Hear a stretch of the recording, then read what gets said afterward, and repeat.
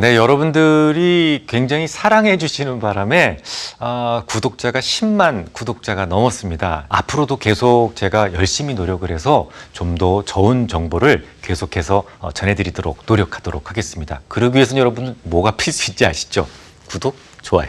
구독, 좋아요. 네, 고맙습니다.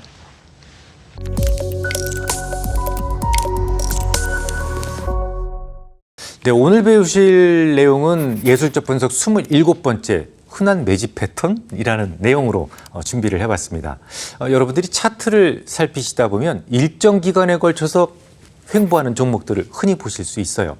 패턴은 유행처럼 자주 바뀌니까 외우지 말라고 제가 말씀을 드렸는데요. 과거에 시중에서 흔하게 구할 수 있는 기술적 분석 서적들에게서 이 횡보 이후에 강세를 보이는 종목을 쭉 그려놓고 주로 매집 패턴으로 설명을 한 적이 있어요. 그러다 보니까 어느 순간에 이걸 개인들이 다 믿게 되고 이를 이용한 가짜 횡보 종목이 나타나기 시작했죠.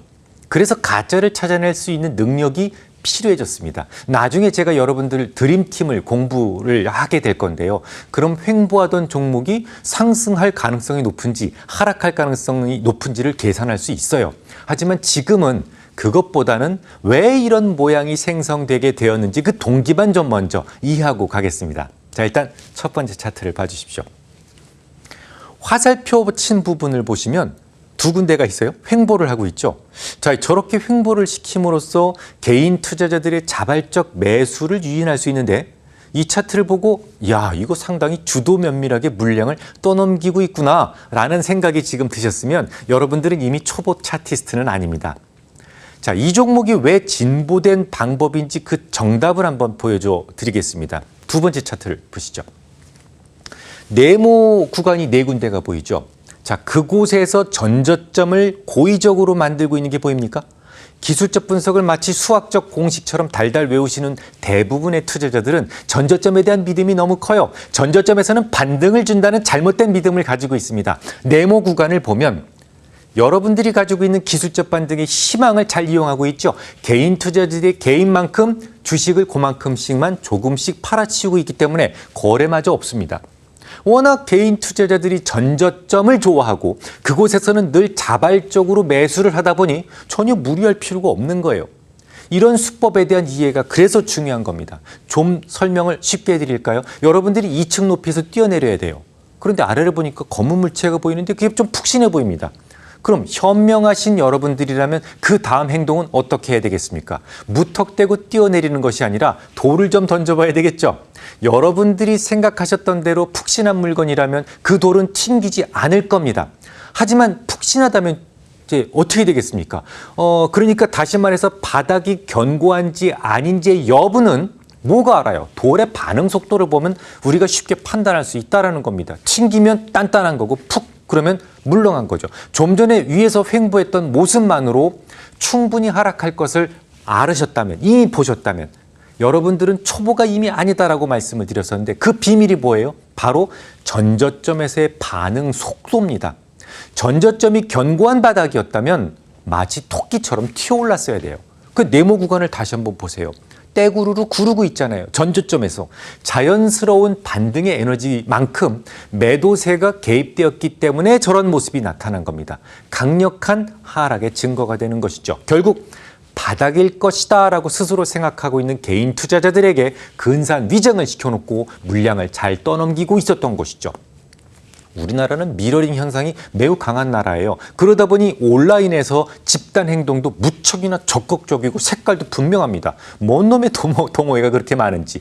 전저점에서는 무조건 반등을 주더라는 믿음도 그런 많은 수많은 동호회들로부터 많이 부여가 됩니다. 물론 횡보가 무조건 나쁘다는 거 아닙니다. 몇 가지 조건을 가진 횡보라면 정말 좋은 결과를 보여주기도 해요. 다만 짝퉁이 많아지고 있으니까 조심하자는 취지입니다. 다행히도 짝퉁은 약간의 주의를 기울여도 충분히 찾아낼 수 있어요. 짝퉁에서 흔히 볼 수 있는 가장 큰 특징은 개인 투자자들이 가장 좋아하거나 혹은 가장 많이 알려진 지지선을 잘 이용한다는 점이었어요. 앞서 말씀드렸던 전저점도 개인 투자자들에게 잘 알려진 지지선이지만 21선이라든지 이런 것들 국민 모두 21선을 모르시는 분은 없습니다. 세 번째 차트로 넘어가 보죠. 자, 이 종목이 오를 것 같습니까? 내릴 것 같습니까? 여러분들이 차트의 고수라면 이것만 봐도 내릴 건지 오를 건지 아셔야 돼요. 횡보는 하는데 2009년 5월 이후로 초록색으로 표시된 20일선을 깨지 않는 모습이 보이고 있죠. 초록색으로 표시된 20일선에만 닿기만 하면 바로바로 꼬리 털이 달리고 있습니다. 이런 모습을 보고 여러분들 조금 초보자라면 20일선을 잘 지켜주고 있구나 라면서 긍정적인 모습으로 해석할 수도 있어요. 그러면 여러분들은 초보입니다. 자, 그럼 그 다음 모습을 보죠. 역시 개인 투자자들에게 물량을 떠넘기기 위한 트랩이었죠. 이 차트를 만든 사람은 심리전에도 능한 사람이라는 것을 알 수 있는데 화살표를 보십시오. 본격적으로 하락이 개시되기 직전에 강한 양봉이 보여요. 그야말로 압권이었습니다. 횡보하다가 양봉이 삐쭉 솟았다는 얘기예요. 이건 무조건 상승한다고 수학적으로 외우고 있었던 사람들에게는 저 양봉은 완전히 속임수였을 겁니다. 게다가 마지막에 이 나온 양봉 때문에 개인들은 어떤 생각을 하게 돼요? 그래도 상한가 같은 종목인데 이유가 있겠지라는 잘못된 믿음까지 부여하죠. 그래서 그 양봉의 믿음이 얼마나 컸든지 그 뒤로 주가가 완전히 추세를 무너뜨리고 하락을 해도 어때요? 거래가 있습니까? 없습니까? 없어요. 믿고 있는 겁니다. 안 파는 거예요. 개인 투자자들의 심리를 정말 잘 아는 고수의 작품이라고 볼 수 있겠습니까? 다음 주에 뵙겠습니다.